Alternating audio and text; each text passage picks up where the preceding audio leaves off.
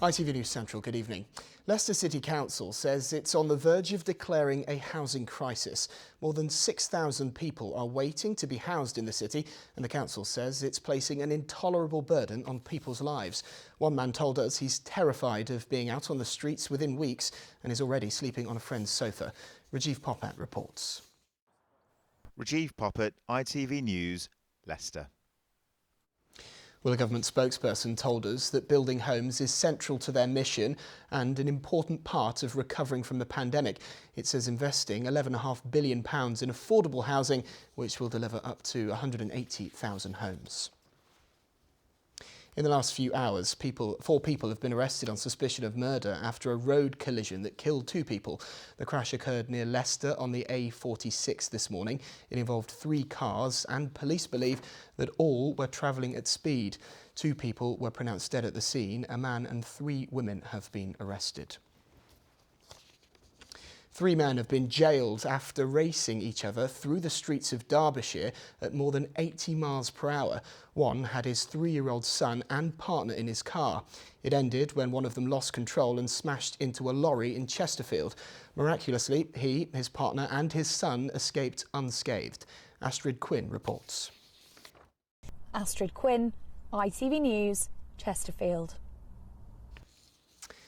A financial dispute between Derby County and Middlesbrough FC is over after both sides reached an agreement. Middlesbrough accused Derby of owing them millions of pounds. This was after Derby were found guilty of breaking financial rules. The row had been seen as one of the major roadblocks preventing the club from finding a buyer. Now it's been resolved. The discount retail giant Poundland has admitted the pandemic and rising living costs have been good for business as it prepares to open one of its biggest ever stores in Nottingham. The growing success of the budget retailers is another sign of changing face of our high street, as our correspondent Peter Bean reports. Peter Bean, ITV News, Nottingham. Time for some sport now, and in rugby, Leicester Tigers have won their 248th derby against Northampton Saints in the Premiership. Alex Mitchell scored the opening try in the 6th minute for the Saints, but Tigers quickly established an impressive lead and held on to win the game 35-20 after a late Northampton comeback from Carl Wilkins. Let's have a look at the all-important weather forecast. Here's Des.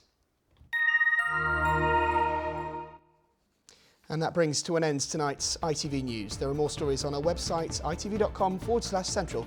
From me and the late team. Good night.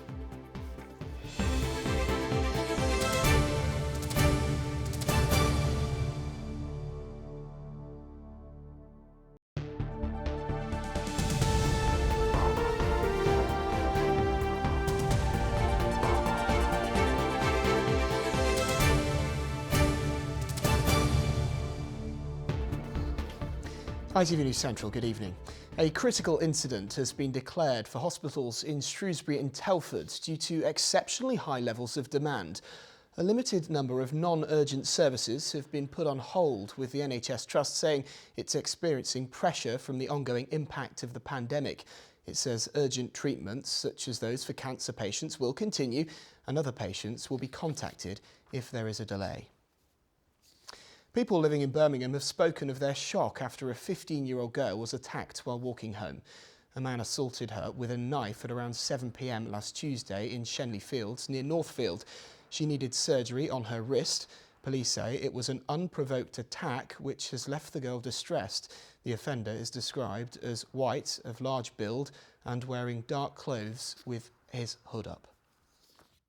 I'm quite shocked with the knife and being assaulted with such a young girl. Obviously we are by a school. I get a little bit nervous walking with my little one and stuff like that, but no more than, say, in town, in Birmingham city centre. So I am quite shocked that that's happened, but I have been hearing a lot more of that going on recently around this area.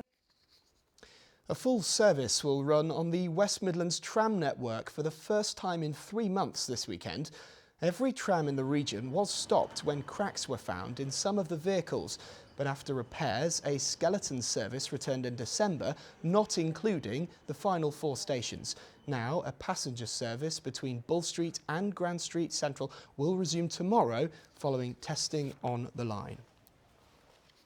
Next tonight, two sisters from the Black Country who made a pledge as teenagers that both of them would one day become mothers have honoured that years later. Laura Knight and Hayley Burton are both ward sisters at Sandwell Hospital. Laura is unable to have children, but she didn't have to go far to find a surrogate who'd help her. Sarah Kilburn-Wilson has been to meet one very happy family. ITV News, Sandwell. Well, it is stories like Hayley and Laura's that could help towards a potential change in the law later this year, meaning that the surrogate isn't named as the legal parent of the child at birth. We've spoken to one expert on the issue. In the autumn, the Law Commission will be releasing a draft bill of a new potential surrogacy law. So that's great news. And that will mean that then the intended parents of that child will become the legal parents and have parental responsibility from birth, which is something that parents through surrogacy at the moment don't currently have. Next tonight, unions say they're concerned for thousands of steel jobs, including more than 150 at a factory in the Midlands, after the government took the owners to court for unpaid tax. HMRC is trying to wind up the companies to recoup the money from the owners of Liberty Steel, which has a factory in West Bromwich. Our business correspondent Mark Goff reports. Mark Goff, ITV News. People living on a street in Telford say they want its name changed following sex abuse allegations against the Duke of York. Some of those on Prince Andrew Drive want the change amid a civil case the Prince is facing in America. Others, though, say the name should be left as it is for now. Prince Andrew strongly denies all of the allegations against him. Finally, some amazing pictures for you tonight. An illuminated trail of thousands of lights has opened to the public in Warwickshire. The Spectacle of Light at Compton Verney House is open until the 6th of March. Staff say they hope the lights will give visitors a chance to see the site from a completely new perspective. We hope they'll just have a lovely immersive experience. It's such a beautiful landscape anyway, and the designs of these light installations just really make sure everyone has such a great time. We welcome people to come and see the fantastic trees and the beautiful lights that are really showing them off. Well, if you're heading there this weekend, let's take a look at what the weather forecast is going to be like for you.